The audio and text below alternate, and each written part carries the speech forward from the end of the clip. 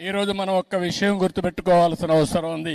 ఆర్య వయస్సులు కూడా ఒక్క నిమిషం మనం ఆలోచించాల్సిన అవసరం ఉంది. నేను చాలా సార్లు చెప్పాను, సమాజంలో కష్టపడి పని చేసేవారు, తెలివితేటలతో పనిచేసేవారు ఆర్య వయస్సులు. నీతి నిజాయితీగా వ్యాపారం చేస్తారు, తెల్లవారి నుంచి సాయంత్రం వరకు దీక్షగా పనిచేస్తారు. అదే సమయంలో సంపాదించిన డబ్బులు, కొంత డబ్బులు ఏదైతే ప్రజల సేవకు ఖర్చు పెట్టే ఏకైక కులం ఆర్య వయసులు అని చెప్పి కూడా నేను మీకు తెలియజేస్తున్నా. ఇది ఇప్పుడు వచ్చింది కాదు, వాళ్ళ బ్లడ్ లోనే వచ్చింది, వారసత్వంగా వచ్చింది. ఎక్కడ అవినీతి చేయరు, అవినీతి చేయాలని ధ్యాస లేదు, కష్టపడి సంపాదిస్తారు. అందులో వాళ్లకు తోచిన విధంగా దాన కార్యక్రమాల కోసం, ధర్మ కార్యక్రమాల కోసం వెచ్చించే వ్యక్తులు ఆర్య వయసులు అని చెప్పి కూడా నేను మీకు తెలియజేస్తున్నా. వారిని మనస్ఫూర్తిగా అభినందిస్తున్నా. వారు కూడా ఇప్పుడిప్పుడు కొద్దిగా వ్యాపారాలు, పెద్ద వ్యాపారాలు చేస్తున్నారు గాని ఒకప్పుడు చిరు వ్యాపారాలకే పరిమితం అయ్యారు. ఎక్కడన్నా కిళ్ళీ కొట్టు ఉంటే ఆ కిళ్ళీ కొట్టు